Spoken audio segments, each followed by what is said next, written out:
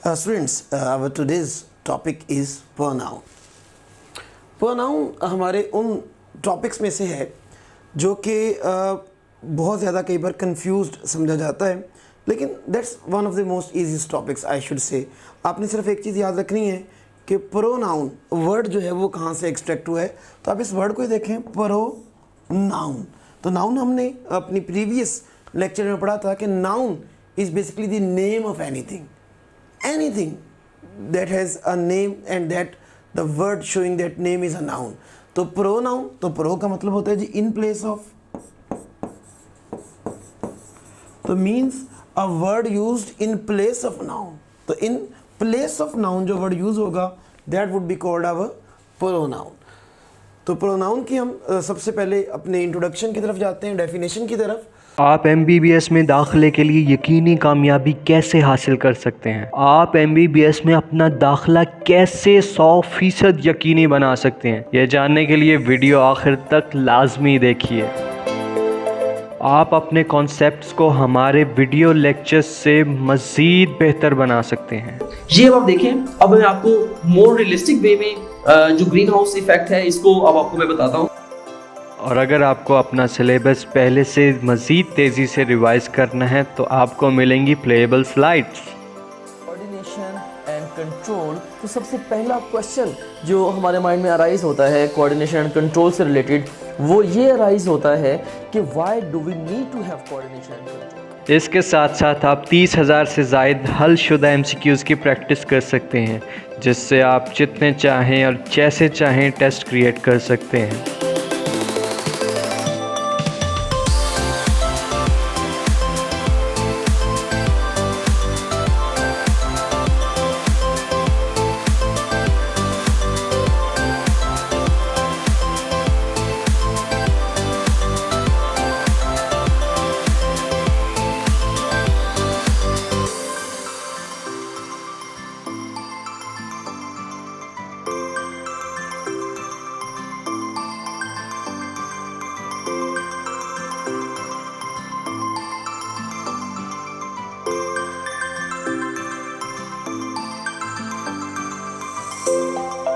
और आपको मिलेंगे पिछले 10 साल के पास्ट पेपर, वो भी हलशुदा, जिससे आप ये भी जान सकते हैं कि पिछले 10 सालों में कौन सा सवाल कितनी बार इम्तिहान में आया.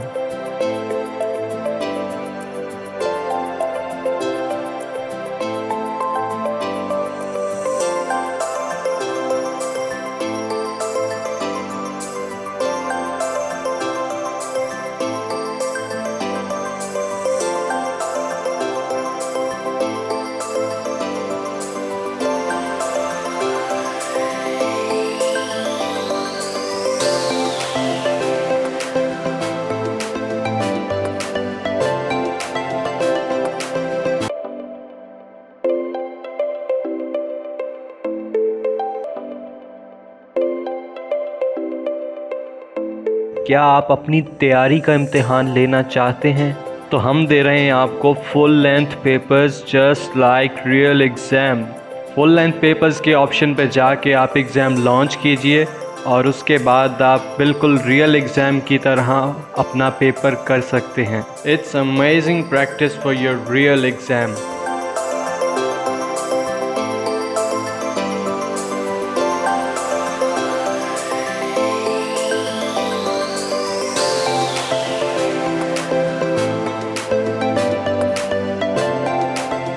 आपकी तैयारी कैसी जा रही है? आप प्रोग्रेस रिपोर्ट में अपनी प्रोग्रेस को सब्जेक्ट वाइज और सब्जेक्ट के टॉपिक वाइज चेक कर सकते हैं कि आपके कौन से सब्जेक्ट में किस टॉपिक में कितनी मिस्टेक्स हैं. उन मिस्टेक्स को जहन में रखते हुए आप उनको दोबारा मज़ीद बेहतर कर सकते हैं. इसके साथ साथ आपको मिलेगी लाइव टीचर सपोर्ट. आपको अपने टॉपिक में कोई भी मुश्किल पेश आती है, आपको दिया जाएगा व्हाट्सएप ग्रुप जिसमें आप अपने टीचर्स से अपने शकूक व शुबहात को क्लियर कर सकते हैं, जिससे आपकी पढ़ाई मज़ीद बेहतर होगी. And guess what, top grade app से पढ़ते हुए आप हासिल कर सकते हैं 100% तक की स्कॉलरशिप.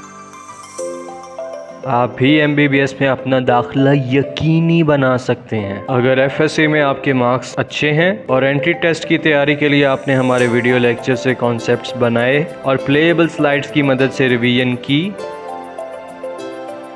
और हमारे क्वेश्चन बैंक से 30,000 से ज़ायद MCQs की प्रैक्टिस की और अपनी गलतियों से सीखा, तो MBBS में आपका दाखिला यकीनी है। अगर FSC में आपके अच्छे मार्क्स हैं और एंट्री टेस्ट की तैयारी के लिए आपने हमारे वीडियो लेक्चर्स से कॉन्सेप्ट्स बनाए और प्लेएबल स्लाइड्स की मदद से रिवीजन की और हमारे क्वेश्चन बैंक से 30,000 से ज़ायद MCQs की प्रैक्टिस की और अपनी की गई गलतियों से सीखा और उनको मज़ीद बेहतर तरीके से इम्प्रूव किया, तो यकीन जानिए आपका MBBS में दाखिला यकीनी है।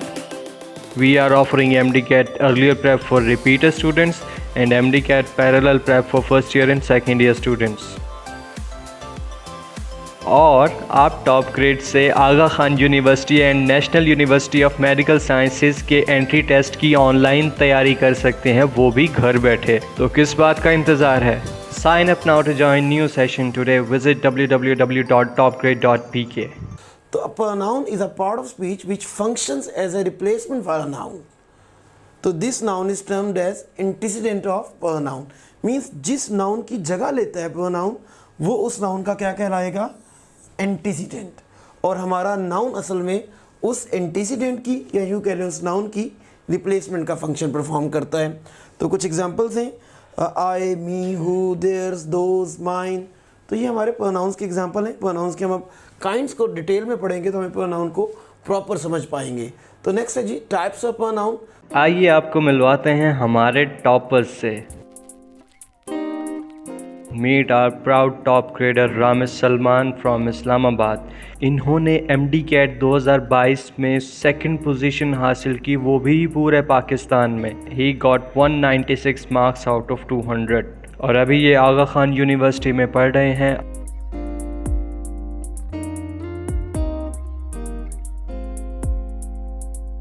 मिलिए गादिया वहीद से। इनका ताल्लुक़ झेलम से है और इन्होंने MDCAT 2022 में पूरे पाकिस्तान में 4th पोजीशन हासिल की। इनके मार्क्स थे 194 आउट ऑफ 200 और इस वक्त ये king Edward medical university Lahore में पढ़ रही हैं, जो कि बहुत बड़ा ड्रीम प्लेस है मेडिकल स्टूडेंट्स के लिए। मिलिए महरोज़ इस्माइल से, जिनका ताल्लुक़ पूरे वाला से है और इन्होंने MDCAT में पूरे पाकिस्तान में 4th पोजीशन हासिल की। इनके मार्क्स थे 193 आउट ऑफ 200 और इस वक्त ये king Edward medical university Lahore में पढ़ रही हैं, जो कि बहुत बड़ा ड्रीम प्लेस है मेडिकल स्टूडेंट्स के लिए। आप भी MBBS में अपना दाखिला यकीनी बना सकते हैं। अगर FSC में आपके मार्क्स अच्छे हैं और एंट्री टेस्ट की तैयारी के लिए आपने हमारे वीडियो लेक्चर से कॉन्सेप्ट्स बनाए और प्लेएबल स्लाइड्स की मदद से रिवीजन की और हमारे क्वेश्चन बैंक से 30,000 से ज़ायद MCQs की प्रैक्टिस की और अपनी गलतियों से सीखा, तो MBBS में आपका दाखिला यकीनी है। अगर FSC में आपके अच्छे मार्क्स हैं और एंट्री टेस्ट की तैयारी के लिए आपने हमारे वीडियो लेक्चर्स से कॉन्सेप्ट्स बनाए और प्लेएबल स्लाइड्स की मदद से रिवीजन की और हमारे क्वेश्चन बैंक से 30,000 से ज़ायद MCQs की प्रैक्टिस की और अपनी की गई गलतियों से सीखा और उनको मज़ीद बेहतर तरीके से इम्प्रूव किया, तो यकीन जानिए आपका MBBS में दाखिला यकीनी है। We are offering MDCAT earlier prep for repeater students and MDCAT parallel prep for first year and second year students. और आप टॉप ग्रेड से Aga Khan university and national university of medical sciences के एंट्री टेस्ट की online तैयारी कर सकते हैं, वो भी घर बैठे। तो किस बात का इंतज़ार है? Sign up now to join new session today. Visit www.topgrade.pk. तो first of all personal pronouns. वैसे तो अगर नेम से भी इसको सिंपली डिस्कस किया जाए तो pronouns that are used to discuss persons. तो personal pronouns are pronouns that are associated primarily with a particular grammatical person. जो कि हम कह सकते हैं कि जब हम ग्रामेटिकल पर्सन या ग्रामर में किसी पर्सन को डील करना हो तो हम जो प्रोनाउन यूज़ करेंगे वो पर्सनल प्रोनाउंस हैं, जैसे फर्स्ट पर्सन है the person who is talking, who is writing, तो वो आई हो जाएगा। Second person means who is being talked, जिससे बात की जा रही है, या रीडर कह लें, वो यू हो जाएगा। And the third person means the person who is not there in the conversation, वो हमारा third person he, she, it, they वगैरह कहलाता है। तो हमारे वो सारे प्रोनाउंस जो पर्सन्स के लिए यूज़ हो सकते हैं, they are basically personal pronouns. Next personal pronouns का एक टेबल है, और ये टेबल बहुत ही डीप अंडरस्टैंडिंग मांगता है, क्योंकि लाजमी तौर पर इस टेबल को समझ के ही आप बहुत सारे प्रोनाउन के रूल सॉल्व कर सकते हैं। And yes, it's the practice of most of the entry test makers के वो प्रोनाउन के इस टेबल को कहीं ना कहीं अपनी करेक्शन में भी जो वो पेपर में देते हैं यूज़ कर रहे होते हैं। तो हमारे पर्सनल प्रोनाउन को हम बेसिकली 3 जो है केसेस में बांटते हैं। सब्जेक्टिव केस, देन हमारे पास पोजेसिव केसेस होते हैं, और देन ऑब्जेक्टिव केस। आप लोगों ने वो अक्सर सुना होगा कि जी I, my, me, we, our, us, you, your, you, he, his, him, she, her. तो ये हमारे केसेस हैं पर्सनल प्रोनाउन के। मीन्स सब्जेक्ट की जगह पर अगर मैंने यूज़ करना है कोई प्रोनाउन, तो वो I, we, he, you, she, they, it हो सकता है। और अगर मैंने ऑब्जेक्ट की जगह पर कोई पर्सनल प्रोनाउन यूज़ करना है, तो that could be me, us, you, him, her, them, it. As we can take an example, he told me, तो यू कैन सी देयर कि when I was putting the subject I was using he, तो subjective case पर मैं use कर रहा था subject की place पर। लेकिन ही टोल्ड, तो टोल्ड वर्ब है, तो वर्ब के बाद जो कि ऑब्जेक्ट रिक्वायर्ड है, तो ही टोल्ड मी, तो I am using the objective case. I can not से ही टोल्ड आई। नेक्स्ट देखिएगा, एक दरमियान में हमारे पास ये तो सब्जेक्टिव और ऑब्जेक्टिव हो गया, तो हमारे पास पोजेसिव केसेस भी एग्जिस्ट करते हैं। और पोजेसिव केसेस आपको 2 कॉलम्स में यहाँ नज़र आ रहे हैं, possessive cases of pronouns and possessive cases of adjectives. तो स्टूडेंट्स, आज एक चीज़ बहुत मज़े की हम डिस्क्रिमिनेट करेंगे कि ये जो हम आई, माई, मी अपने टेबल प्रोनाउन में करते हैं, उसमें जो मी है वो प्रोनाउन ही नहीं है।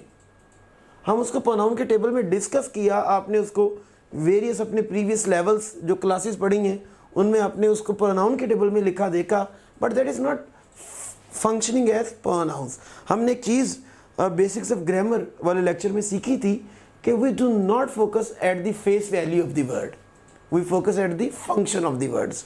तो फंक्शन अगर देखें तो इस टेबल के जो इस कॉलम के वर्ड्स हैं वो किसी सूरत भी हमें जो है वो प्रोनाउन का फंक्शन परफॉर्म करते हुए नज़र नहीं आते। Means they do not replace the nouns.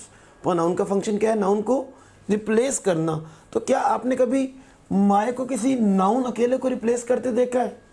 Okay, can you ever say कि this book is my, this is my? तो इट मीन्स टू से कि माय, ये तो हम कह सकते हैं this is mine, but we can never say this is my. It means to say कि माय जो है वो नाउन की रिप्लेसमेंट नहीं है। तो माय का यूज़ कैसे? My book, my house. तो व्हेन आई से माय बुक, तो book is a noun and the word that is being used with noun is not pronoun, those are adjectives. तो जो नाउन की पोजेशन शो कर रहे हैं, जो नाउन को क्वालिफाई कर रहे हैं, वो किसी से भी प्रोनाउन नहीं हो सकते, because pronouns do not qualify, pronouns replace the nouns. तो इट मीन्स टू से कि ये जो हमारा my, our, your, his, her, their, its है, ये पूरे का पूरा एडजेक्टिव्स का कॉलम है। इसको अगर आप चाहें तो एडजेक्टिव कन्फर्मेटरी टेस्ट पर चेक भी कर सकते हैं। Okay, my book, our house, your house, his book, his house, her house, their house, its leg, okay, the chair's leg, its leg. तो यू कैन सी देयर कि these are used with nouns, and because of that their usage, their functions, these are called adjectives. And that table, mine, ours, yours, his, hers, theirs, its, these are basically possessive cases of pronouns, and these can be used in place of nouns. Okay, I can say to a house, this is mine. I can say for a book, this is mine, this is ours, this is yours. I can say for a book, this is yours. So for what I am using the word yours? It is being used in replacement of the word book that is a noun, तो जो noun की replacement कर रहा है मतलब word book की replacement करेगा, that would be called a pronoun. His, I can say this is his, this is hers, this is theirs. Okay, what its, you can see there is a steric with its, because its is not commonly used as possessive pronoun. its का अगर possessive pronoun का कोई function है तो अक्सर own के साथ है, इसको individually हम possessive pronoun के तौर पर use नहीं कर सकते. Means I cannot say this is its, yes I can say this is its own. तो its own जो है वहाँ its जो है possessive pronoun है, otherwise इट्स का common use as possessive pronouns नहीं पाया जाता. तो हमने एक बहुत अहम चीज़ इस टेबल से सीखी कि कभी भी मैं माइन बुक नहीं कह पाऊँगा. क्यों नहीं कह पाऊँगा? क्योंकि माइन प्रोनाउन है and pronouns are not use in place of nouns, और ये एक बहुत मेजर ग्रामेटिकल मिस्टेक्स जो है वो अकर होती है. नेक्स्ट मूव करते हैं रिफ्लेक्सिव प्रोनाउन. ये आप अपनी फिज़िक्स से याद रख सकते हैं. फिज़िक्स में आपने रिफ्लेक्शन का टॉपिक पढ़ा हुआ है. तो रिफ्लेक्सिव प्रोनाउन रिफ्लेक्शन वर्ड से एक्सट्रैक्टेड है, तो मीन्स वो प्रोनाउन जो रिफ्लेक्ट करते हैं. इट मीन्स टू से रिफ्लेक्ट क्या करते हैं, वो रिफ्लेक्ट कर देते हैं एक्शन को. आइए देखते हैं कैसे. Reflexive pronouns indicate that the subject receives the action of the verb. कि ये देखो वर्ब का जो एक्शन है वो सब्जेक्ट ने परफॉर्म करना है किसी ऑब्जेक्ट पर, लेकिन रिफ्लेक्सिव प्रोनाउन क्या करते हैं कि subject receives the action. It means ये एक्शन को क्या कर देते हैं, रिफ्लेक्ट बैक करते हैं. ये एक्शन को वापस जो है वो प्रोनाउन की तरफ जो है अपने सब्जेक्ट की तरफ जो है वो रिफ्लेक्ट कर देते हैं. मीन्स आप अगर देखें my self, him self, your self, your selves भी कहते हैं, इट सेल्फ. तो ये जो सेल्फ वाले हैं ये तो इनके सिंगुलर हैं.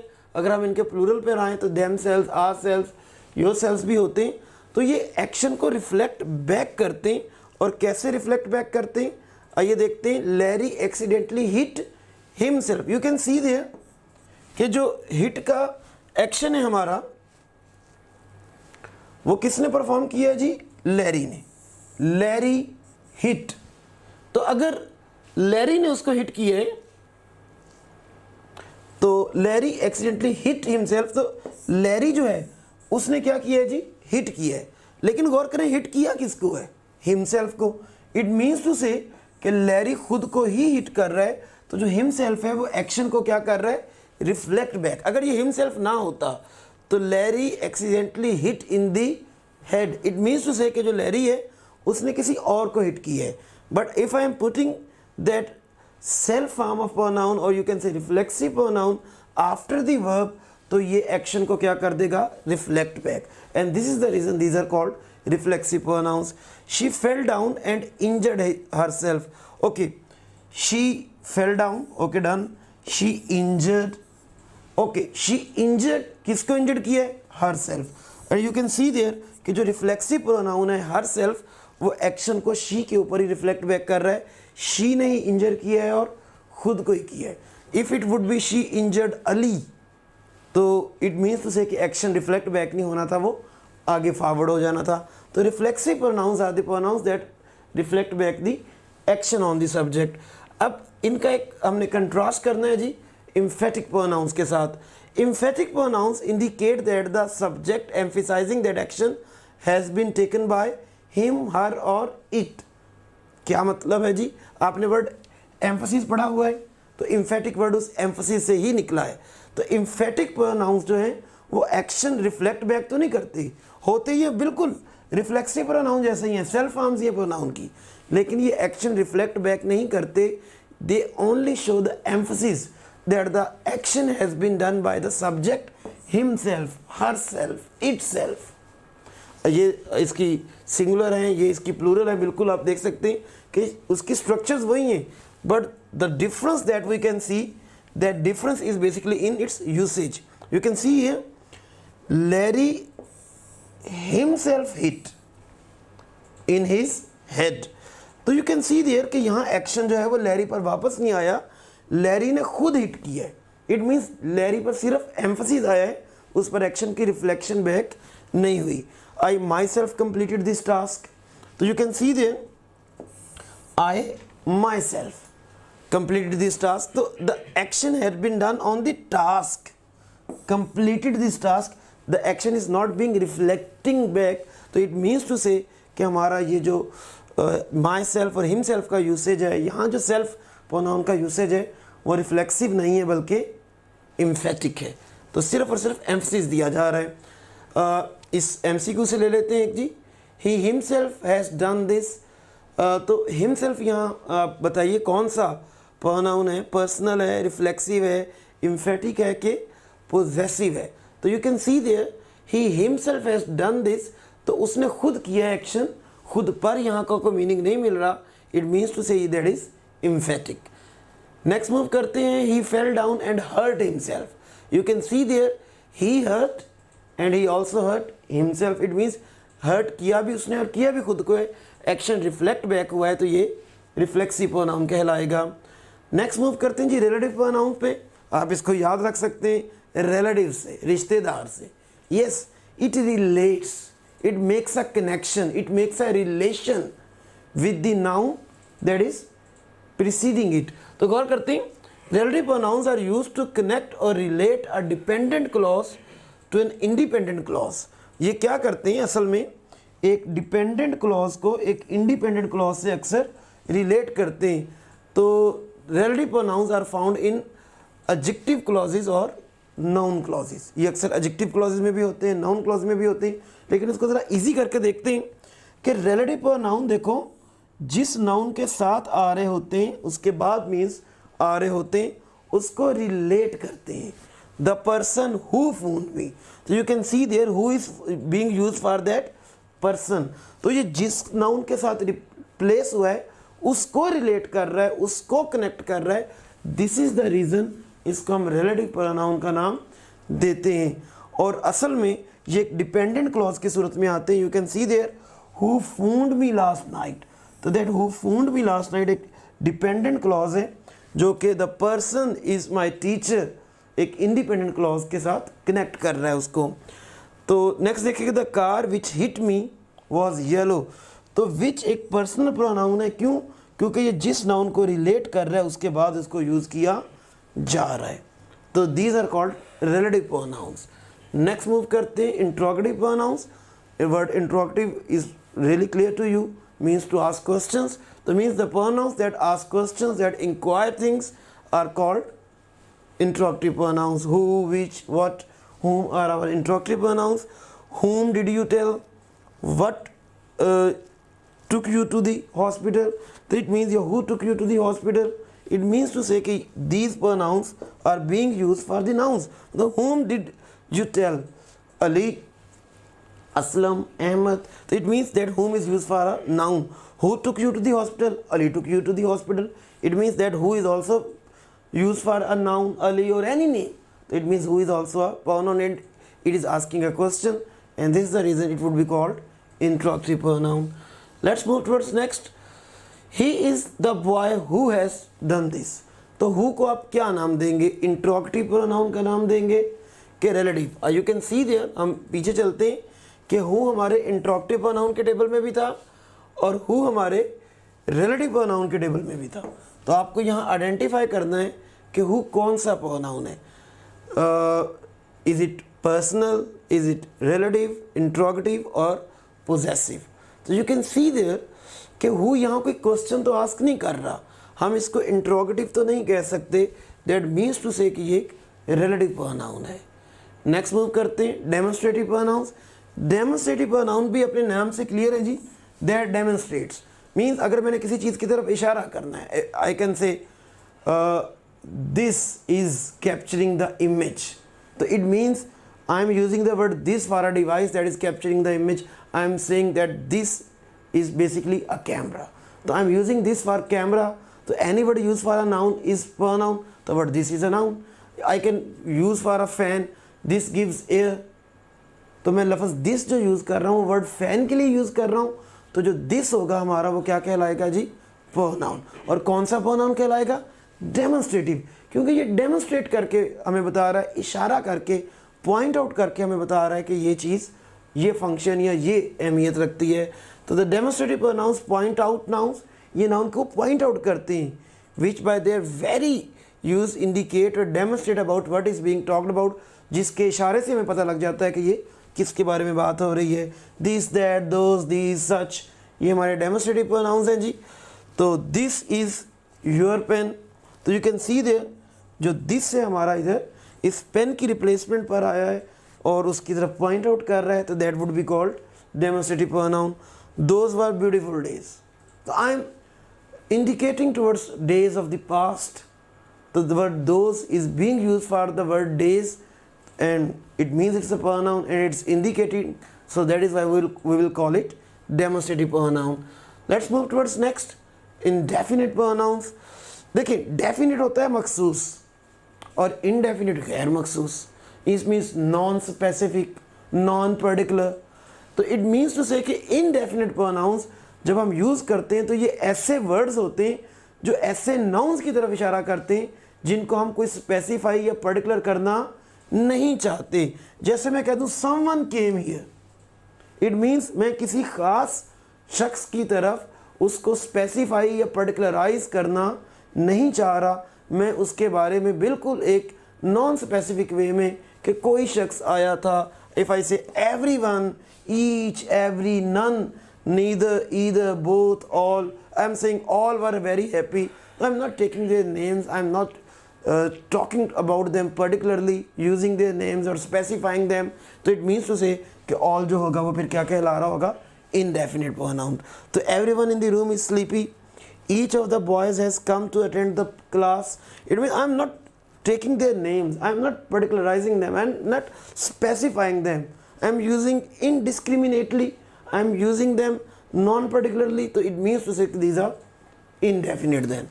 Let's move towards next, and now we are going towards very important section, rules.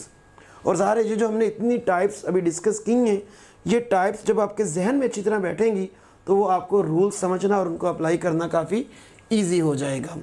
इम्तिहान की तैयारी के लिए आखिर टॉप ग्रेड ही ज्वाइन क्यों करें? चलिए बताता हूँ. आप अपने कॉन्सेप्ट्स को हमारे वीडियो लेक्चर्स से मज़ीद बेहतर बना सकते हैं.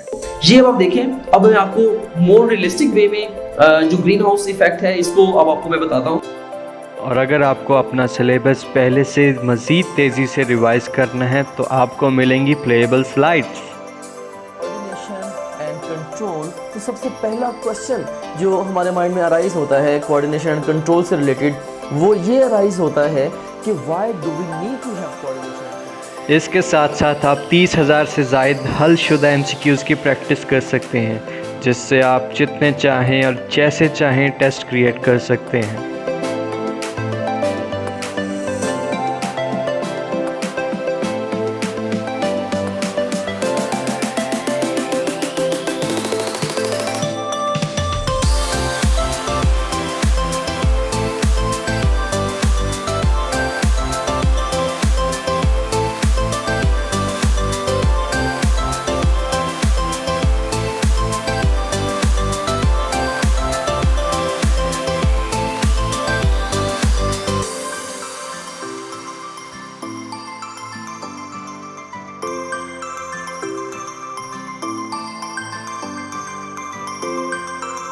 और आपको मिलेंगे पिछले 10 साल के पास्ट पेपर, वो भी हलशुदा, जिससे आप ये भी जान सकते हैं कि पिछले 10 सालों में कौन सा सवाल कितनी बार इम्तिहान में आया.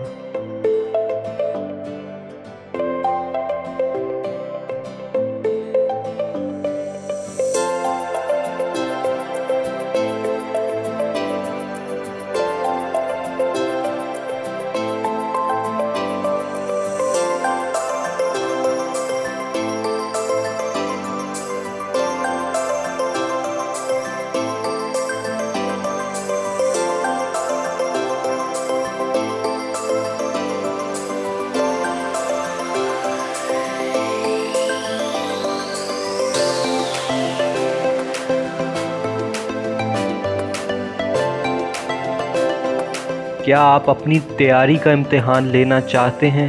तो हम दे रहे हैं आपको full length papers just like real exam.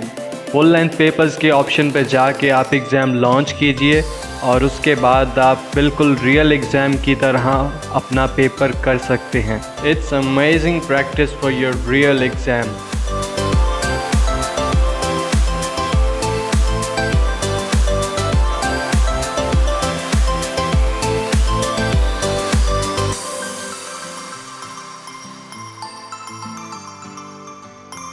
आपकी तैयारी कैसी जा रही है? आप प्रोग्रेस रिपोर्ट में अपनी प्रोग्रेस को सब्जेक्ट वाइज और सब्जेक्ट्स के टॉपिक वाइज चेक कर सकते हैं कि आपके कौन से सब्जेक्ट में किस टॉपिक में कितनी मिस्टेक्स हैं। उन मिस्टेक्स को जहन में रखते हुए आप उनको दोबारा मज़ीद बेहतर कर सकते हैं।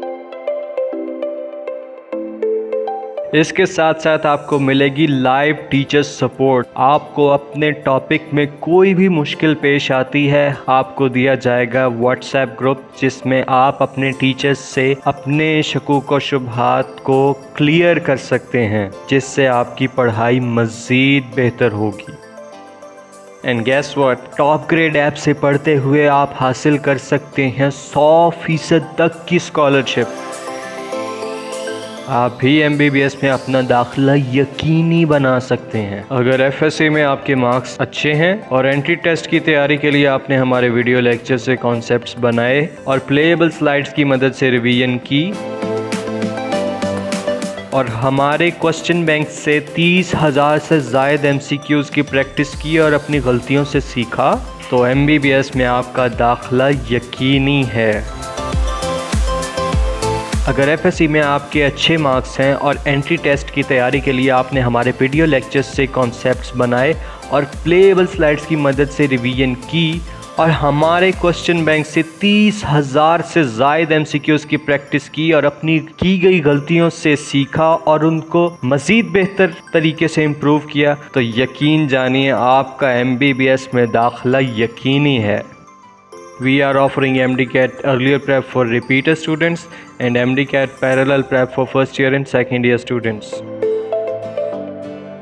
और आप टॉप ग्रेड से Aga Khan university and national university of medical sciences के एंट्री टेस्ट की ऑनलाइन तैयारी कर सकते हैं, वो भी घर बैठे। तो किस बात का इंतज़ार है? Sign up now to join new session today. Visit www.topgrade.pk। तो let's move towards rule number 1। तो रूल नंबर 1 क्या है जी? Pronouns must agree with their antecedent. Antecedent क्या पढ़ा था जी? The word in which place the pronoun is use, मतलब जिसकी जगह पर प्रोनाउन यूज हो रहा है वो वर्ड हमारा क्या कहलाता है जी? एंटीसीडेंट। तो प्रोनाउन अपने एंटीसीडेंट से नंबर और जेंडर तो हर तरीके से अग्री करने चाहिए। ओके जी, अब देखें, अगर मैं कहता हूँ कि जी ही, तो he should do his duty. मैं इधर कोई देयर या आ तो नहीं लगा सकता। वन है तो one should do once duty. तो वन का जो प्रोनाउन है, जो पोजेसिव वगैरह है, वो वंस ही है।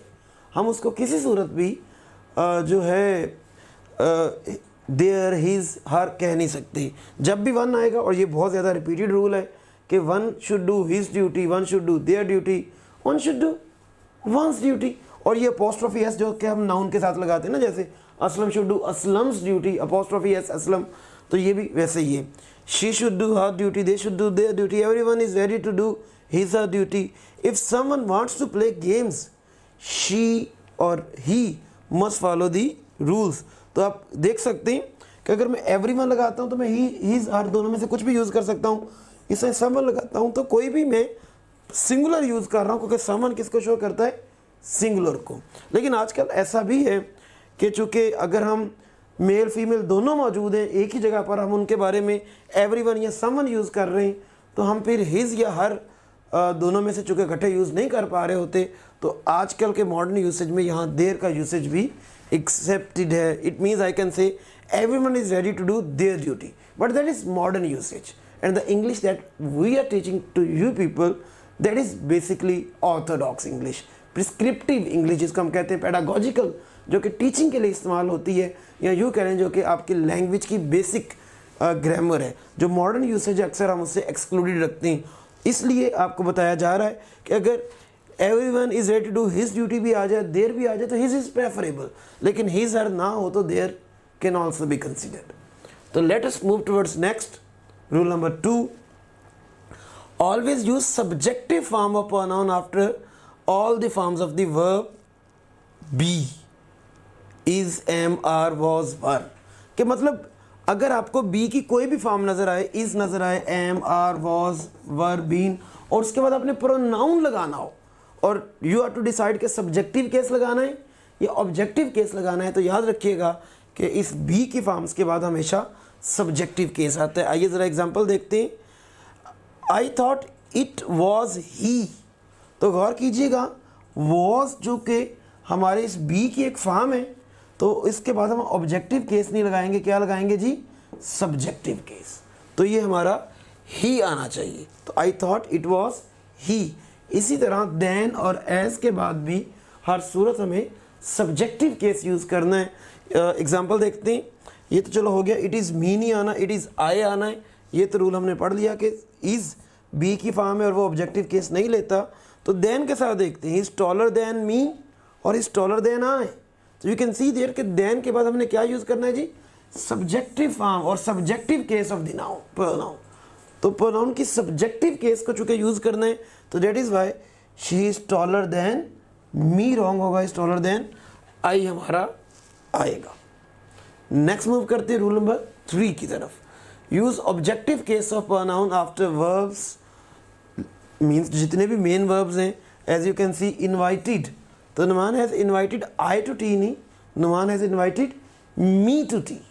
तो इन्वाइटेड वर्ब है और वर्ब्स के बाद हम ऑब्जेक्टिव केस चूँकि यूज़ करेंगे, तो दैट इज़ वाई आई हमारा रॉन्ग होगा, that should be me. Next, let के बाद हमेशा ऑब्जेक्टिव केस है। तो आपने वो जुमला बहुत सुना होगा, let us go for a walk. तो लेट वी नहीं, लेट अस। इस तरह बिटवीन है, बिटवीन चूँकि एक प्रेपोजिशन है, तो प्रेपोजिशंस के बाद भी हम ऑब्जेक्टिव केस करते हैं। Between is also a preposition, तो this is between he and I नहीं होगा, this is between him and me. Against we all नहीं, अगेंस्ट अस ऑल, क्योंकि अगेंस्ट भी एक प्रेपोजिशन है, तो ये वी नहीं लेगा, अस लेगा। And just like the same, they talked with him and me. You can see there is a preposition with. तो with him and me हो सकता है, with he and I हो नहीं सकता। तो that was our rule number 3. Let us move towards rule number 4. लेकिन उसे एक एग्जाम्पल और दे लेते हैं। एक सेंटेंस है जी, everyone came except me। क्या आप इस एग्जाम्पल को सही समझते हैं, सेंटेंस को रॉन्ग समझते हैं? तो आप इसको ज़रा थिंक कीजिए और इसका आंसर बताइए, आइदर इट इज़ करेक्ट और not correct. Okay, everyone came except me, me is the objective case. Except का फैसला करना है कि एक्सेप्ट के बाद हमें सब्जेक्टिव केस लगाना है कि ऑब्जेक्टिव केस लगाना है। आइए इस मसले को हल किए देते हैं। If you would have found an answer, तो लेट अस कंफर्म इट। ये सेंटेंस बेसिकली स्टूडेंट्स करेक्ट है। रीज़न उसकी क्या है कि एक्सेप्ट, बट और save are used in the meaning of exclusion और एक्सेप्ट। अगर हम वर्ड एक्सेप्ट को एक्सक्लूजन, जिसको आप उर्दू में कहते हैं ना सवाए, जिसको आप अलहदा कर देते हैं, जैसे कलमा तैयबा का मीनिंग है there is no god but Allah, तो बट का वहाँ क्या मीनिंग है जी, सवाए का, कि अल्लाह के सिवा कोई माबूद नहीं। तो बट के बाद अब बट अगर सवाए का मीनिंग दे, एक्सक्लूजन का मीनिंग दे, तो वो हमारा क्या कहलाएगा, these words are then considered preposition. तो ये वर्ड्स उस वक्त प्रेपोजिशंस होती हैं, और अगर ये प्रेपोजिशंस होती हैं तो हमने अभी रीड किया कि प्रेपोजिशंस जो हैं वो अपने बाद ऑब्जेक्टिव केस लेती हैं। तो दिस इज़ द रीज़न कि everyone came except I wrong होगा, एवरीवन केम एक्सेप्ट मी ये करेक्ट है। इस तरह बट भी होता है, तो everyone came but me, everyone came save me, तो ये सब करेक्ट होते हैं, क्योंकि बट, सेव और एक्सेप्ट जो है वो अपने बाद ऑब्जेक्टिव केसेस ऑफ प्रोनाउंस ही लेते हैं। नेक्स्ट मूव करते हैं जी रूल नंबर 4 की तरफ। Who is use primarily for humans and large size animals. Means अगर मुझे हु का यूज़ करना है, और इसी तरह जो इसका ऑब्जेक्टिव पार्ट है मतलब हुम, उसको भी आप अपने जहन में रख सकते हैं, ये ह्यूमंस के लिए या large size animals. Large size से मैं आपको क्लियर करता हूँ, मीन्स जो सिर्फ अपने हुजम में ही नहीं बढ़े, वो अपनी ताकत और स्ट्रेंथ में भी बढ़े। मीन्स जो लाइन है मैं उसके साथ हु यूज़ करूँगा, लेकिन गोट जो है मैं उसके साथ हु वगैरह का यूज़ नहीं करूँगा, क्योंकि वो साइज़ तो अगर मैं कहूँ कोई इतना बहुत ज़्यादा फ़र्क नहीं है उनकी हाइट वगैरह का, लेकिन स्ट्रेंथ उतनी नहीं बनती। तो large size means in strength. और next, which is use for non living things and small size animals. Means मुझे चेयर के लिए यूज़ करना है, मुझे बर्ड्स हैं स्मॉल साइज हैं, तो मुझे विच का यूज़ करना है। और that is use for living and non living both. और दैट का जो है चक्कर हम पढ़ेंगे भी आगे जाके, विच और दैट का फ़र्क एक, लेकिन बेसिकली दैट जो है वो लिविंग नॉन लिविंग दोनों के साथ, large size animals small size animals सब के लिए यूज हो जाता है। एग्जाम्पल्स हम लेते हैं, आपने करेक्ट और इनकरेक्ट फाइंड करना है। This is the bird who sings और विच सिंग्स। हमें पता है कि जो बर्ड स्मॉल साइज है तो हु तो नहीं लेगा, विच लेगा। तो he is the man which came here और हु केम हियर। तो मैन कोई नॉन लिविंग तो है नहीं, ना ही कोई स्मॉल साइज एनिमल है, तो इट मीन्स टू से कि ह्यूमंस के साथ हमने चूंकि हु लेना है तो that would be beta option. Let us move towards rule number 5, who whose whom which that. हमने क्या पढ़ा था जी अभी इनकी काइंड्स में?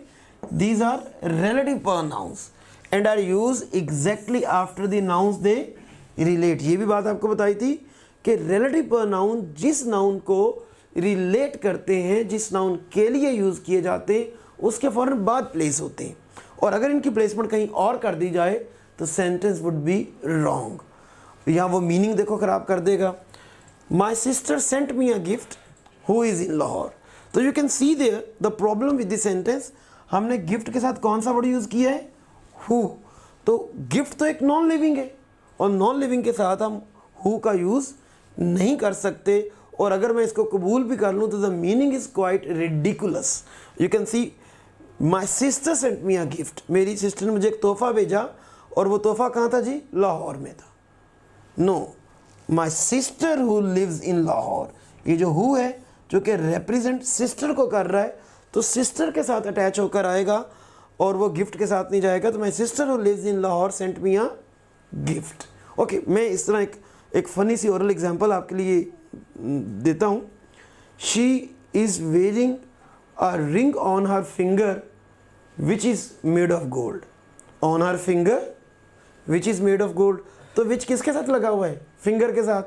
तो मीनिंग क्या दे रहा है? जैसे फिंगर्स होने की बनी हुई है, तो she is wearing a ring on her finger which is made of gold नहीं, वो which is made of gold finger के बजाय रिंग के साथ जाना चाहिए। तो she is wearing a ring which is made of gold on her finger. तो this is the rule of relative pronouns कि they are placed right after the nouns they relate, और अगर इनकी मिसप्लेसमेंट करेंगे तो मीनिंग ही सारा absurd और ridiculous हो जाएगा। तो let us move towards our next rule, that is उससे पहले एक एग्जाम्पल ले लेते हैं जी। He is only one of the candidates who love his country. You can see there कि word who which is a relative pronoun, और हमने इस relative pronoun का एक यूज़ पढ़ा है कि relative pronoun is placed after the nouns it relate, या यूँ कह लें कि ये जिस नाउन के साथ लगा होता है उसको क्या करता है? रिलेट। और चूंकि ये कैंडिडेट्स के साथ है, it means it should take plural verbs और प्लूरल प्रेडिकेट्स आफ्टर इट। तो कैंडिडेट्स हु लव, तो ये तो ठीक लग रहा है, लेकिन देर आना चाहिए, हिज तो नहीं आना चाहिए कैंडिडेट्स के लिए। इट मीन्स यहाँ हमारा वो कंकोड पूरा नहीं है। तो he is only one of the candidates who loves, ये तो वैसे रॉन्ग हो गया। He is only one of the candidates who love their, तो हम कहेंगे यस, ये तो ठीक लग रहा है कि कैंडिडेट के साथ हु आया है तो उसके साथ वर्ब भी प्लूरल लव और प्रोनाउन भी प्लूरल, और लव्स जो कि रॉन्ग है तो हम इसको रॉन्ग कह देंगे। But wait a minute, yes, जो बातें हमने की हैं वो बिल्कुल ठीक है कि relative pronoun who, whose, whom, which, that relate the word they are attached with, और अपने बाद आने वाले वर्ब्स और प्रोनाउन उस वर्ड के मुताबिक लेते हैं। लेकिन अगर सेंटेंस में वर्ड ओनली एग्जिस्ट करता हो, ओनली वन मीन्स आ जाए, तो फिर हमारा रिलेटिव प्रोनाउन का रूल्स जो है वो जो है पीछे रह जाएगा, और ये हमारा ओनली वन का रूल जो है वो डोमिनेट कर जाएगा। रीज़न कि ओनली वन हर सूरत अपने साथ जो प्रेडिकेट लेगा वो सिंगुलर होगा। तो that is why he is only one of the candidates who, आना तो चाहिए था कि हु लिव, लेकिन ओनली वन जो कि सिंगुलर लेता है और ये डोमिनेट करता है रिलेटिव प्रोनाउन के रूल पर, तो that is Y who loves his country. उसकी रीज़न भी क्वाइट क्लियर है, उसकी रीज़न सिमेंटिक है, मीनिंग वाइजली है। ही is only one of the candidates, means सारे कैंडिडेट्स में से वो अकेला है, वो वाहद है, वो सिर्फ वही शख्स है हु लव्स हिज कंट्री। और अगर ये ओनली वन ना होता तो he is one of the candidates who love their country, तो ये सेंटेंस ठीक था। इट मीन्स अगर मैं यहाँ से वर्ड ओनली उतार दूँ सिर्फ, तो ये सेंटेंस हमारी ऑप्शन चार्ली ठीक होनी थी, लेकिन इन करंट सिचुएशन में हमारी बीटा ऑप्शन करेक्ट है। नेक्स्ट मूव करते हैं रूल नंबर 6 पे। Use singular verbs and pronouns with the following words. ये जो वर्ड है anybody, anyone, anything, each, either, everybody, everyone, everything, neither, nobody, none, nothing, one, somebody, someone, something, इन सब के साथ जो प्रोनाउंस और वर्ब्स हैं वो सिंगुलर यूज होते हैं। जैसे every man should do his duty, ये हमारा अल्फा रॉन्ग है, बीटा करेक्ट है। Every man should do his duty, लेकिन एक थोड़ी सी एक्सेप्शन है कि if these words are followed by of, means अगर इनके बाद ऑफ आ जाए, जैसे वन ऑफ, तो फिर क्या होगा जी, नाउन अटैच्ड इज प्लूरल। तो जो नाउन उसके साथ अटैच्ड है, वन ऑफ द बॉय नहीं होगा, वन ऑफ द बॉयज होगा, नाउन प्लूरल होगा, but verbs and pronouns of the sentence are again singular. Noun तो प्लूरल होगा जो अटैच्ड है, लेकिन वर्ब्स हमेशा फिर भी, और प्रोनाउंस मीन्स प्रेडिकेट फिर भी पूरे का पूरा सिंगुलर रहेगा। देखिए वन ऑफ द बॉयज, लड़कों में से एक है तो एक ही ना, तो this is the reason predicate singular जाएगा, was doing his duty. Next move करते हैं जी, तो ये हमारा बीटा करेक्ट था। रूल नंबर 7 पे नीदर और नन का आपस का एक डिफरेंस याद रखिएगा। Neither is for the negation of 2 persons और none is use for the negation of more than 2 persons। मतलब नीदर का मतलब ही 2 में से एक भी नहीं है, हम 2 से ज़्यादा के लिए नीदर को यूज़ ही नहीं कर सकते। तो neither of them basically wrong है, ऑल्दो इसकी बहुत ज़्यादा कोलोकेशन यूसेज मिलता है, और लेकिन जो है वो नीदर ऑफ देम हो सकता है वो 2 लोग ही हों, लेकिन सेंटेंस में ग्रामर कहती है, क्लैरिटी होनी चाहिए कि वो 2 ही लोग हैं, तो इसलिए नीदर ऑफ देम को रॉन्ग कंसिडर किया जाता है। और क्या करेक्ट है जी, नन ऑफ देम। हाँ, I have none of the 2 books तो कम्प्लीटली रॉन्ग है, ये क्या होना चाहिए, I have neither of the 2 books। अच्छा, प्रोनाउंसिएशन नीदर भी है स्टूडेंट्स, नाइदर भी है। Neither is basically American, either is American, और neither and either is basically correct British pronunciations. Let us move towards next, and that is the difference between either and any and anyone. वही बात है जी कि जो either है वो 2 persons और things के लिए यूज़ किया जाता है, और जो एनी है वो मोर देन 2 persons और थिंग्स के लिए यूज़ होता है। एग्जाम्पल देखते हैं जी, either of them was present या any one of them. You can see there कि ये 2 लोगों का तो वाज़े जिक्र नहीं है, तो we are to go with any one of them. I have any of the 2 books और I have either of the 2 books। You can see these are 2, तो हमें एनी के साथ नहीं जाना, हमें ईदर के साथ जाना। I have either of the 2 books to read out. Let us move towards next rule, rule number 8 जी, ईच अदर वन अनदर का डिफरेंस। ईच अदर का प्रीमेरली जो यूसेज होना चाहिए वो 2 persons के साथ है। ऑल्दो एक चीज़ मैं यहाँ क्लियर कर दूँ कि ईच अदर का जो यूसेज है आजकल वो जुमले में 2 लोगों के बजाय वैसे ही बात हो रही है कि they are playing with each other, तो वो भी बहुत ज़्यादा एक्सेप्टेबल है। लेकिन फ़र्ज़ करें आपको एग्ज़ाम है, कोई आपका कोई एंट्रेंस टेस्ट है, उसमें आपको आ जाता है कि 2 boys are playing with each other और they are playing with each other, तो 2 boys is preferable. And the reason is quite clear कि जो ईच अदर है उसका बेसिक यूसेज 2 के लिए है, और जब मैं कहता हूँ they are playing with each other तो उसमें दे में ज़्यादा क्लैरिटी नहीं है। ऑल्दो अगर they are playing with each other ही एक वाहद ऑप्शन हो और 2 boys 2 persons वगैरह जैसा मीनिंग ना हो, तो then we can go for they also. लेकिन वन अनदर हमेशा कभी भी 2 के लिए नहीं, 2 से ज़्यादा लोगों के लिए यूज़ होता है, मोर देन 2 persons के लिए। ये तीनों एग्जाम्पल्स करेक्ट हैं। 2 brothers love each other, all the brothers love one another, and then 3 brothers love one another. देखिए ये 2 से ज़्यादा हो गए, हम किसी सूरत भी ईच अदर का मीनिंग वर्ड यूज़ नहीं कर पाएंगे। Let's move towards rule number 10 जी, ये हमारा रूल ऑफ कर्टसी है। रूल ऑफ कर्टसी ग्रामर के वो रूल्स हैं जो आम सिविलाइज्ड लैंग्वेज से लिए गए हैं, मींस जो कि हमें मुआशरे में जिस तरह बिहेव करना चाहिए, जो कर्टियस हमारा जो है डिस्पोजिशन होनी चाहिए, उससे लिए गए। अगर पर्सनल प्रोनाउंस की यहाँ बात है जी कि अगर एक नेगेटिव एक्शन जुमले में परफॉर्म करता हुआ नज़र आए तो हमें सबसे पहले खुद को रखना है, जब उसको एलेबोरेट करना है कि इन लोगों ने किया है। फिर हमने ही को रखना है जो कि वहाँ मौजूद ही नहीं है, और जिससे हम मुखातिब हैं, जो हमारे सामने खड़ा है, जिसकी तरफ हम फिंगर पॉइंट आउट कर रहे हैं, उसको हमने सबसे एंड पर रखना है। तो when a negative action is being perform, तो हम खुद को पहले रखेंगे।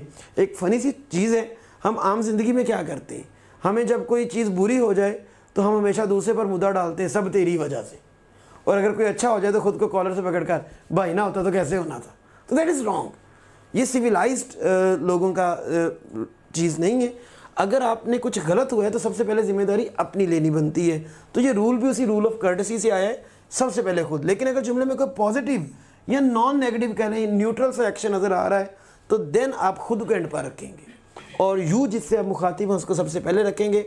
आप देख सकते हैं कि जो पर्सन गायब है, जो वहाँ मिसिंग है, ही, वो हर सूरत सेंटर में रहेगा। तो एग्जांपल्स लेते हैं जी। You, he and I will visit Karachi, I, he and you will visit Karachi, he, you and I will visit Karachi, you, I and he will visit Karachi. तो एक चीज़ तो हमारी डन थी कि ही हर सूरत कांस्टेंट था, सेंटर में था, और इसका मतलब है कि चार्ली और डेल्टा तो वैसे ही रॉन्ग हो गए, जिनमें सेंटर में हमें ही के अलावा और वर्ड्स जो प्रोनाउंस नज़र आ रहे हैं। अब हमें लेना है यू, ही एंड आई या आई एंड यू। क्या सेंटेंस नेगेटिव एक्शन को शो कर रहा है? नो। हम कोई कराची स्ट्रीट क्राइम करने तो नहीं जा रहे, अल्लाह बचाए कराची को जी। और इट मीन्स टू से कि यहाँ जुमले में कोई नेगेटिव एक्शन नहीं है, पॉजिटिव ही है, न्यूट्रल ही है। इट मीन्स टू से कि हमें खुद को एंड पर रखना है। तो हमारा करेक्ट ऑप्शन क्या जाएगा? अल्फा। सेकंड सेंटेंस में आते हैं, ही, यू एंड आई क्वार्रल्ड। देख लीजिएगा, लड़ाई हुई है। इट मीन्स टू से कि बुरा एक्शन है, हमें सबसे पहले खुद को लेना है। तो अल्फा और बीटा तो यहीं रॉन्ग हो गए, हमें चार्ली या डेल्टा में से लेना है। तो I, he and you, I, he and you, तो प्रोनाउंस की तो तरतीब बिल्कुल ठीक है, दोनों में सेम है। तो जुमले के एंड में कोई फ़र्क होगा? क्वार्रल्ड विद वन अनदर और ईच अदर। तो क्या आएगा स्टूडेंट्स? यस, क्योंकि ये तीन लोग हैं तो हम किसी सूरत भी ईच अदर के साथ नहीं जाएंगे, हमें वन अनदर के साथ जाना है। तो दो रूल्स हमने इस एग्जाम्पल से ही सीख लिए। तो let us move towards next rule जी, रूल नंबर 11। तो use possessive case of adjectives and nouns with gerunds. Gerund आपको पता है, फर्स्ट वर्ब आईएनजी जब एक नाउन के तौर पर यूज़ होती है तो हम तब उस फर्स्ट फॉर्म आईएनजी को, मतलब fourth form of the verb को, हम जेरेंड कह लेते हैं। But when it is used as a noun, तो देखते हैं होता क्या है जी। जब भी जेरेंड से पहले, या आप यूँ कह लें सादा वर्ड्स में कि आपको आईएनजी फॉर्म से पहले प्रोनाउन लगाना है, तो वो हमेशा पोजेसिव एडजेक्टिव होगा, कुछ और नहीं, पोजेसिव एडजेक्टिव। पोजेसिव एडजेक्टिव क्या पढ़े थे? माय, माइन नहीं, माइन प्रोनाउन था, हमने टेबल में पढ़ा, माय, आर, योर, हिज, हर। तो गौर कीजिएगा, जो हर्स है वो प्रोनाउन है, जो हर है वो एडजेक्टिव है। और एडजेक्टिव कन्फर्मेटिव टेस्ट में हमने देखा था, my book, your book, our book, their book, his book, her book. तो possessive case of adjective use करना है, प्रोनाउन या कोई और चीज़ यूज या ऑब्जेक्टिव केस यूज नहीं करना। एग्जाम्पल लेते हैं, I like you studying books. That's quite ridiculous. It means उसे जुमला क्या कह रहा है? I like you. ऐसा लगता है जैसे ठीक है कि मैं आपको पसंद करता हूँ, स्टडिंग बुक्स, किताबें पढ़ते हुए। इट मीन्स उसे कि जैसे मैं किताबें बंद करता हूँ आप मुझे बुरे लगने लग जाते हो, तो किताबें खोलता हूँ तो आप मुझे अच्छे लगने लग जाते हो। तो ये मीनिंग सिमेंटिकली काफ़ी रॉन्ग है, तो ये सेंटेंस रॉन्ग है। I like your studying books, yes that's our choice. Studying gerund है, आईएनजी फॉर्म है और उसके साथ हमेशा पोजेसिव एडजेक्टिव, तो योर आएगा। माय आ सकता है, देयर आ सकता है, हर आ सकता है। योर्स जो कि प्रोनाउन है, हमने पढ़ा था ये एडजेक्टिव नहीं है, हमें पोजेसिव केस ऑफ एडजेक्टिव चाहिए थे, तो योर्स भी रॉन्ग है। और अपोस्ट्रोफी वाला योर स्टूडेंट होता ही नहीं है। अक्सर बच्चे वो अपने लेटर, स्टोरीज और लेटर्स और एप्लीकेशन के नीचे जब योर सिंसियरली, योर्स ओबीडियंटली लिखते हैं तो अपोस्ट्रोफी लगा जाते हैं, वो इंटायरली रॉन्ग है। योर्स के साथ कोई अपोस्ट्रोफी नहीं होती। नेक्स्ट लेते हैं जी, I hate him smoking cigarettes. तो you can see there, I hate him लगता ठीक है, मैं उससे नफरत करता हूँ, लेकिन ये क्या हुआ? स्मोकिंग सिगरेट, सिगरेट पीते हुए। इट मीन्स उसे कि जब मैं सिगरेट बंद करता हूँ तो मुझे वो अच्छा लगने लगता है, सिगरेट पी रहा होता हूँ तो मुझे बुरा लगने लगता है। तो दैट मीन्स ये मीनिंग ही रॉन्ग है। तो I hate his, yes that is our choice, I hate his smoking cigarettes. और आई हेट ही तो हो ही नहीं सकता, और आई हेट विद हिम, जो हेट वगैरह है, लव वगैरह, ये अपने साथ प्रेपोजिशंस नहीं लेते, तो ये हेट विद हिम भी रॉन्ग है। नेक्स्ट मूव करते हैं जी रूल नंबर 12 की तरफ। अभी हमने एक बात की कि जो my, our, your, his, her, their, its adjectives हैं, possessive adjectives. Mine, ours, yours, his, hers, theirs, its pronouns हैं। तो इसी से हम एक करके देखते हैं कि हमें ये बात समझ आई है कि नहीं। This book is better then mine book. तो गौर कीजिए, बुक नाउन है, तो क्या नाउन के साथ प्रोनाउन आ सकता है? प्रोनाउन की क्या डेफिनेशन पढ़ी थी हमने स्टार्ट में? Pronoun is used in place of noun. जो नाउन के साथ आ गया वो तो एडजेक्टिव है। तो इट मीन्स टू से कि यहाँ हमें माइन बुक नहीं चाहिए, हमें एक एडजेक्टिव चाहिए, हमें प्रोनाउन नहीं चाहिए। तो तो ये माई बुक हमारा ठीक होगा, आई बुक भी रॉन्ग है, और ये दिस बुक तो ठीक लग रहा है, लेकिन इसके स्टार्ट में गौर कीजिए माइन बुक, तो बुक नाउन और नाउन के साथ प्रोनाउन दोबारा नहीं आ सकता। तो our correct answer is this book is better than my book, that beta answer. Next rule number 13 जी, entities of same kind can be compared only, not vice versa. Homogeneity bio वालों ने पढ़ा होता है, जो एक जैसी चीज़ें हैं उनको हम कह देते हैं उनके अंदर जो खसूसियात हैं वो होमोजेनिटी की बेस पर होती हैं।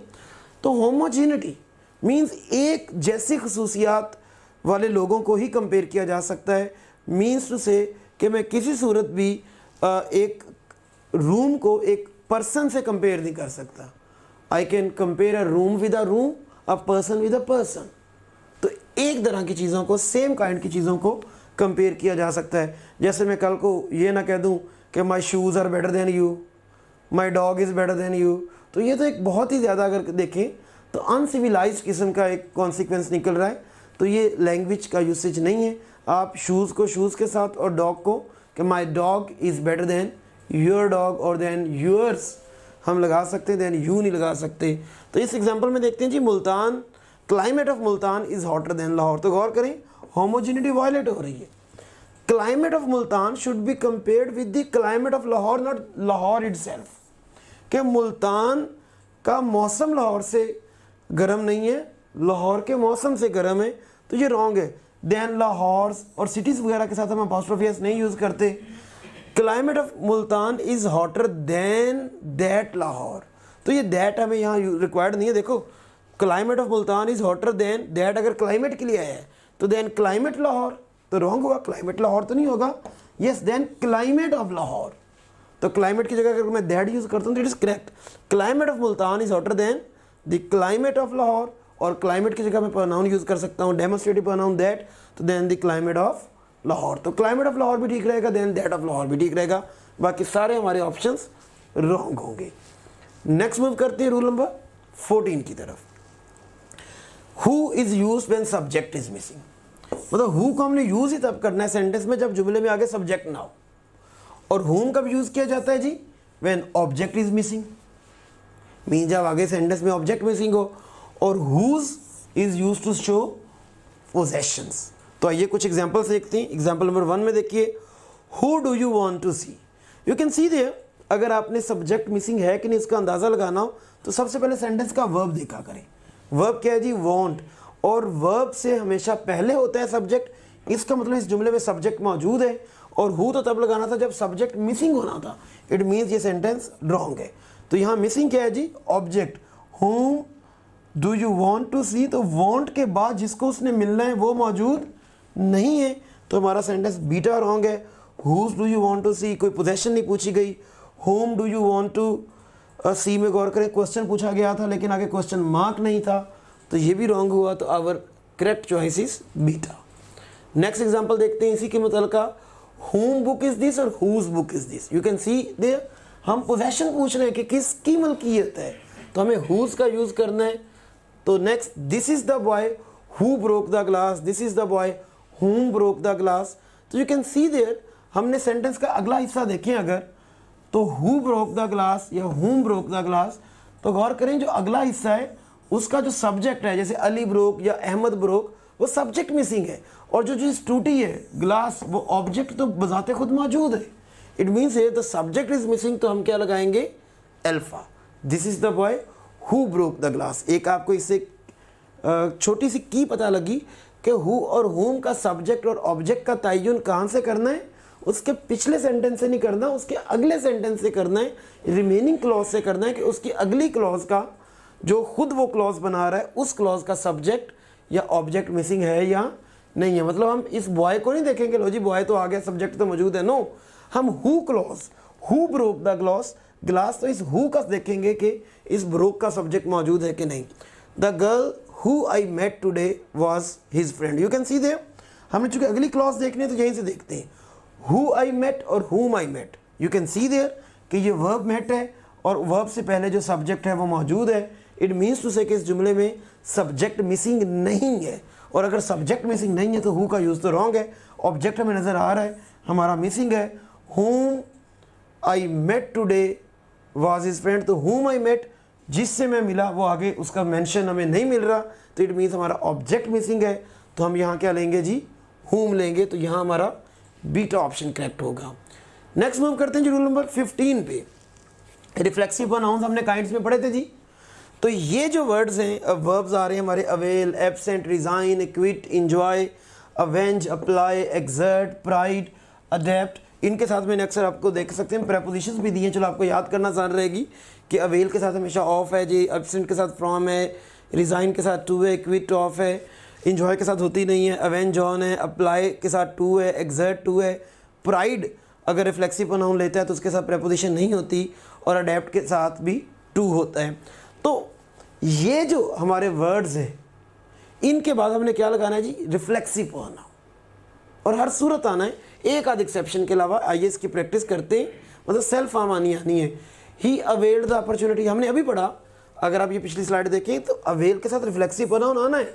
आई होगा तो माई सेल्फ आएगा सब्जेक्ट, वी होगा तो आर सेल्फ आएगा, यू होगा तो योर सेल्फ, और अगर ज़्यादा लोग हुए तो योर सेल्फ आएगा, दे हुआ तो देम सेल्फ आएगा। तो आइए देखते हैं जी। तो ही अवेल्ड हिमसेल्फ, तो हमारा ये तो रॉन्ग हुआ, और ये भी रॉन्ग है असल में, क्योंकि ऑफ नहीं है। मैंने साथ आपको इसकी प्रपोजिशंस का भी दिखा दिया था कि इनके साथ गौर कीजिए, प्रपोजिशन आनी है। तो हमारा क्या ठीक है जी, availed himself of the opportunity, to भी रॉन्ग है। I enjoyed on the Mall Road, हमें अभी देखा कि इंजॉय के साथ रिफ्लेक्सिव प्रोनाउन आना है, तो I enjoyed myself on the Mall Road, तो हमारा ये कौन सा ऑप्शन ठीक है जी, बीटा ऑप्शन ठीक है। नेक्स्ट देखते हैं, आई इंजॉयड द मैच या I enjoyed myself the match. यहाँ सिचुएशन इंटरेस्टिंग होगी स्टूडेंट्स, बी अटेंटिव, बहुत मज़े की एक बात आने लगी है। इंजॉय के साथ हमने अभी पढ़ा कि इंजॉय माई सेल्फ आना है, बीटा करेक्ट है, लेकिन आई इंजॉयड द मैच में से और I enjoyed myself the match में से जो मैं करेक्ट कर रहा हूँ that is alpha, and that would be surprising to you people कि यहाँ इंजॉय के साथ मैंने रिफ्लेक्सिव प्रोनाउन वाला सेंटेंस क्यों करेक्ट नहीं किया। The reason would be very soon clear to you people. Students याद रखिएगा, जो वर्ड इंजॉय है, अगर इसके बाद ऑब्जेक्ट एग्जिस्ट करता होगा तो किसी सूरत भी रिफ्लेक्सिव प्रोनाउन का इस्तेमाल नहीं होगा। इंजॉय के बाद अगर ऑब्जेक्ट एग्जिस्ट करेगा तो रिफ्लेक्सिव प्रोनाउन का इस्तेमाल नहीं होगा। इट मीन्स टू से कि जो मैंने ये एग्जांपल नंबर 3 की थी, इसमें इंजॉय के बाद ऑब्जेक्ट नहीं है, और ये जो द मैच है बेसिकली ये क्या है जी, ये ऑब्जेक्ट है इस सेंटेंस में। ऑब्जेक्ट कैसे वेरीफाई करते हैं, आइए ज़रा एक डिस्कशन कर लेते हैं।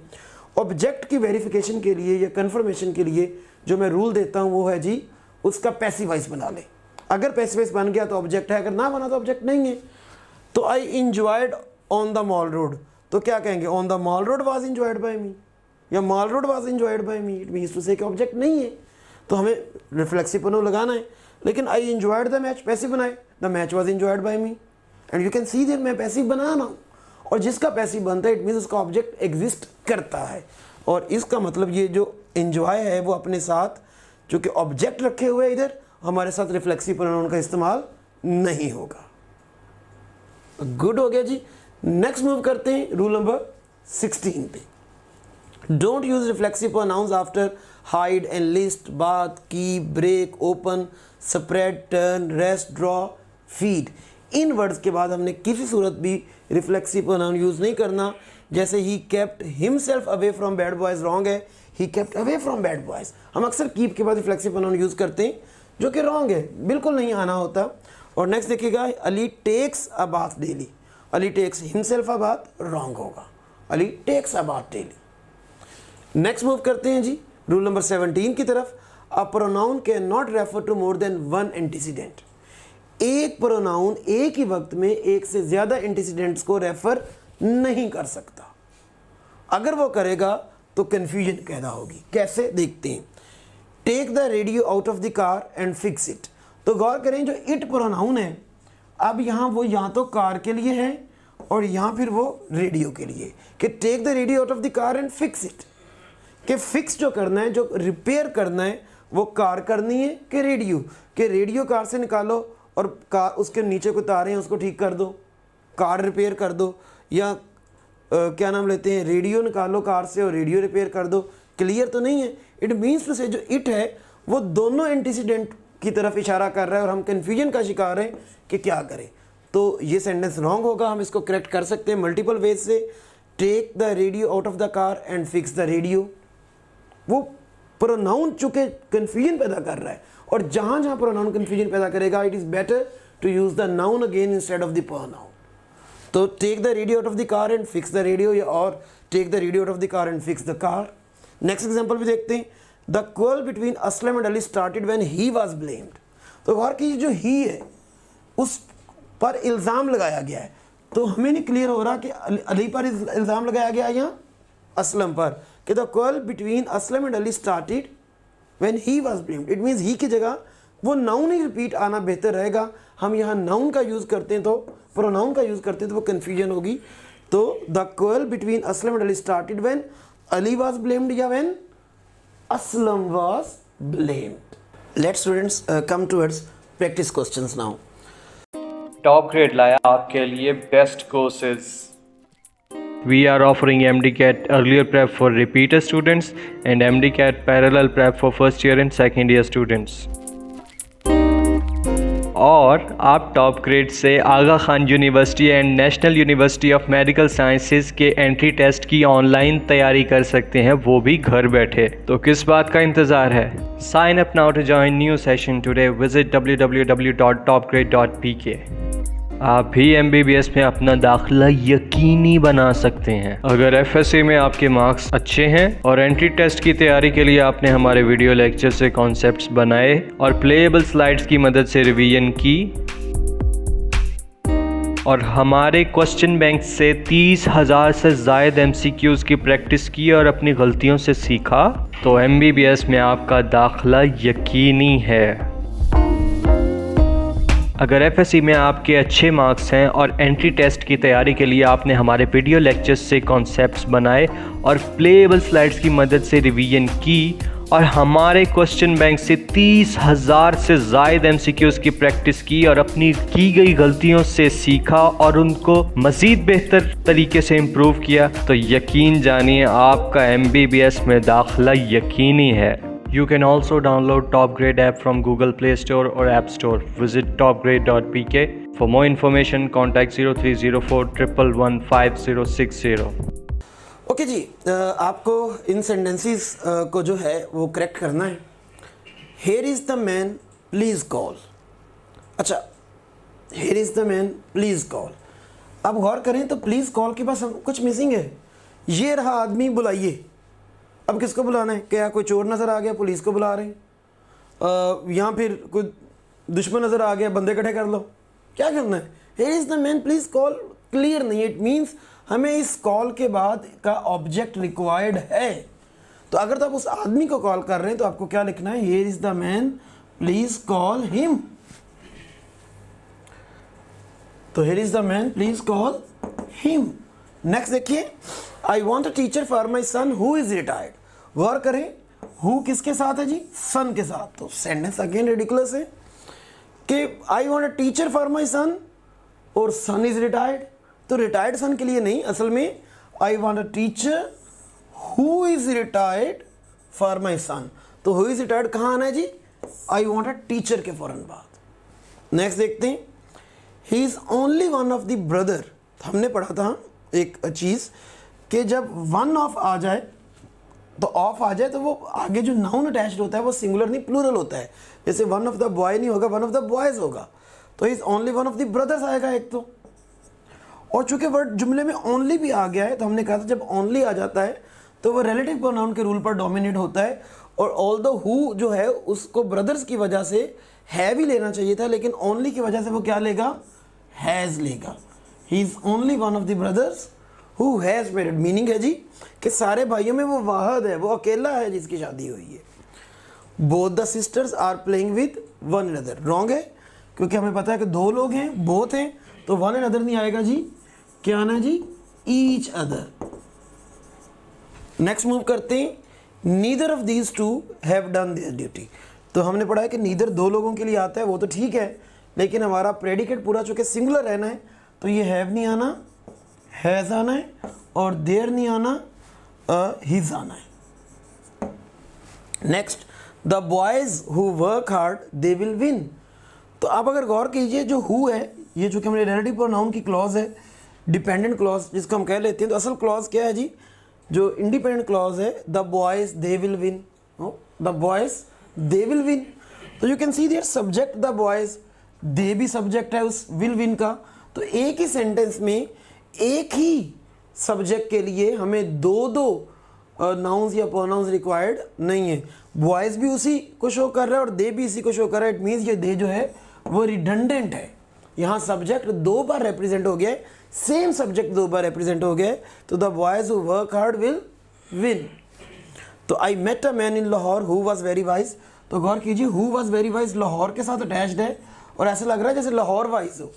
वो हु वैसे भी नॉन लिविंग के साथ नहीं आता, तो ये कहाँ आना है, आई मेट अ मैन, तो ये मैन के साथ आना है, I met a man who was very wise in Lahore. तो नीदर ऑफ दीज थ्री, हमें पता है जी कि थ्री के साथ नीदर नहीं आता, क्या आता है, नन आता है। तो नन ऑफ दीज थ्री, और आगे जो प्रेडिकेट है स्टूडेंट्स क्या आना है, सिंगुलर, क्योंकि none, neither, either, each, every singular predicate लेते हैं।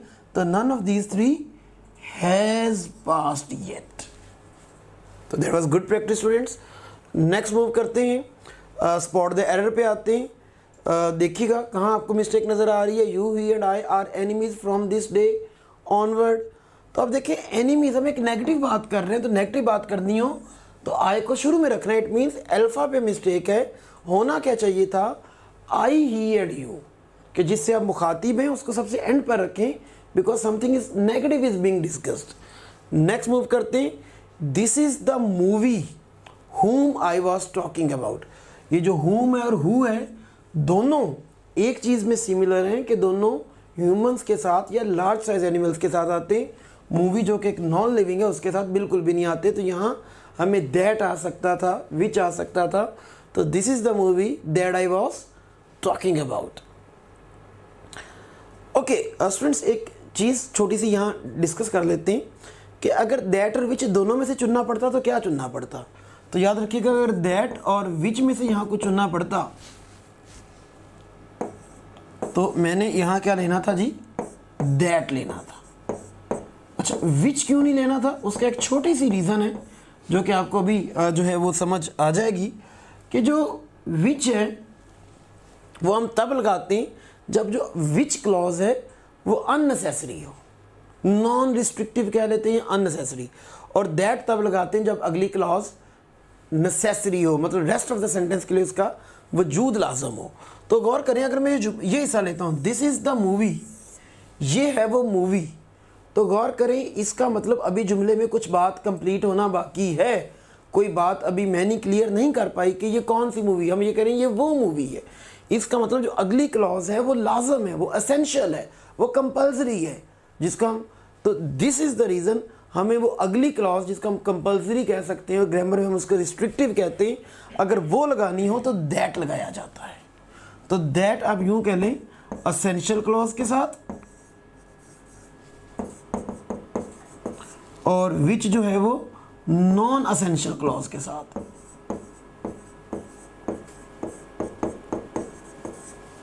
तो यहां क्या आना था स्टूडेंट्स, दैट बेटर था दोनों में। तो इससे हमने एक नई चीज भी सीख ली सेंटेंस में।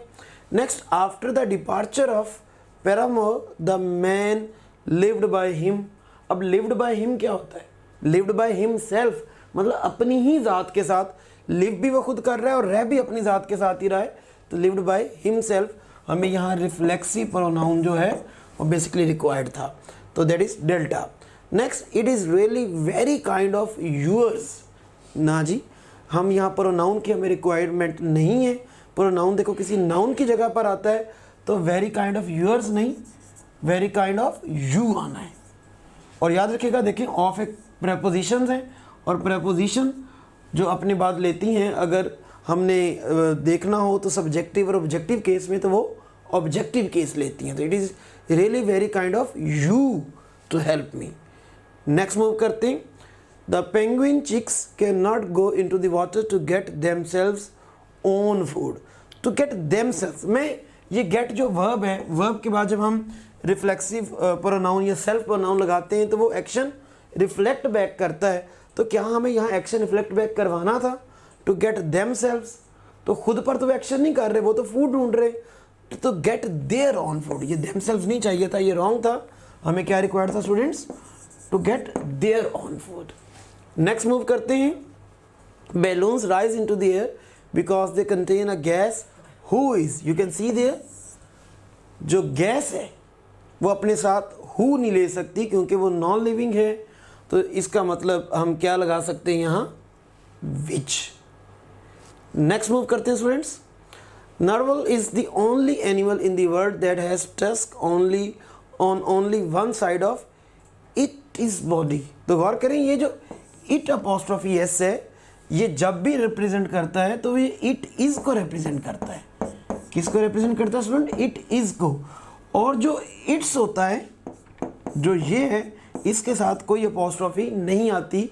मीन्स जो प्रोनाउन इट्स है या एडजेक्टिवल पोजेसिव एडजेक्टिवल इट्स है, उसके साथ अपोस्ट्रोफी नहीं आती। मीन्स अगर मैं कहता हूँ इट्स लेग वाज ब्रोकन, तो वो जो इट अपोस्ट्रोफी एस नहीं आएगा, वो इट्स आएगा। अगर मैं कहता हूँ इट इज़ रेनिंग, तो तब मैं ये वाला इट्स यूज़ कर सकता हूँ। तो गौर करें, the one side of it is body नहीं, इट्स बॉडी चाहिए था, तो that was correct, that is wrong.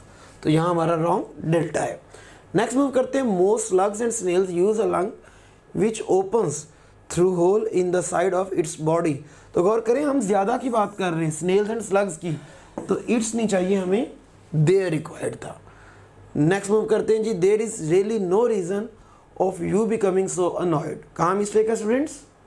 Yes, becoming देखें जेरेंड है, आईएनजी फॉर्म है, और उसके साथ हमने पढ़ा था कि अगर प्रोनाउन आएगा तो वो हमेशा कौन सा आएगा? यस, पोजेसिव एडजेक्टिव आएगा। और यहाँ क्या आना है? Your, you are becoming so annoyed. Next move करते हैं, who shall I blame for this.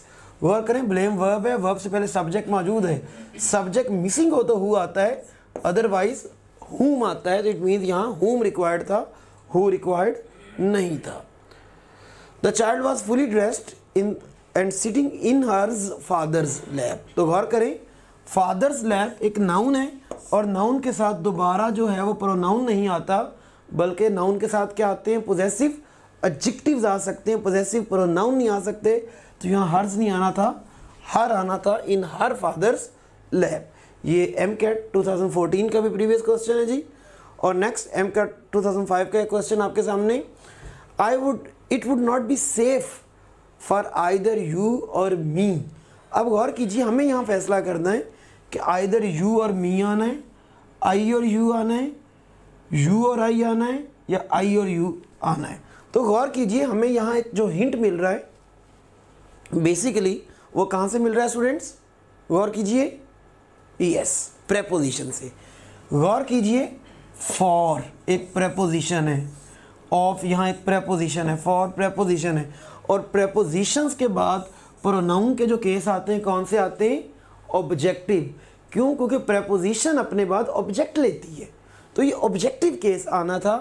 तो फॉर आइदर यू और मी, तो आई तो रॉन्ग हो गया, ये भी आई रॉन्ग हो गया, और ये भी आई रॉन्ग हो गया, क्योंकि ये सब्जेक्टिव, इट मीन्स तीनों ही रॉन्ग हो गए।